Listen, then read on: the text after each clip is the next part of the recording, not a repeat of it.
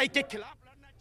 राष्ट्रीय बजरंग दल के कारकुनों ने जम्मू में आज बड़ा मुजाहरा मुनज़्ज़म किया। ये लोग गुज़श्ता रोज़ वादी के मुख्तलिफ इलाकों में पाकिस्तानी हिमायत याफ्ता दहशतगर्दों के हाथों 3 शहरियों के कत्ल के खिलाफ एहतजाज दर्ज करा रहे थे।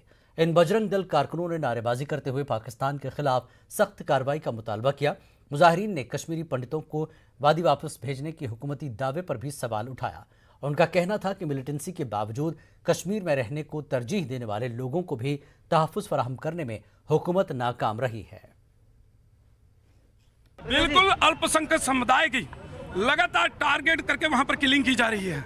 जो लोग 90 के दशक से वहां पर रह रहे हैं, जो आतंकवाद के टाइम से वहां पर से नहीं भागे, जिन्होंने वहां पर अपनी जन्मभूमि को के वहां पर रहने का जो है निर्णय लिया, आज उनको चुन चुनकर टारगेट किया जा रहा है। और केंद्र सरकार कहती है कि कश्मीरी समुदाय को हम वहां पर पुनः बसाएंगे।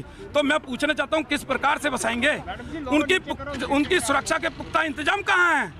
कौन उनकी सुरक्षा के पुख्ता इंतजाम कर रहा है? नेताओं को अगर जम्मू कश्मीर की धरती पर राजनीति करनी है तो देश हित में करनी पड़ेगी, राष्ट्रवाद का नारा लगाना पड़ेगा, और कोई भी देश विरोधी बात बोलेगा तो उसका विरोध जो है वो वक्त एक ब्रेक के बाद फिर लौटेंगे।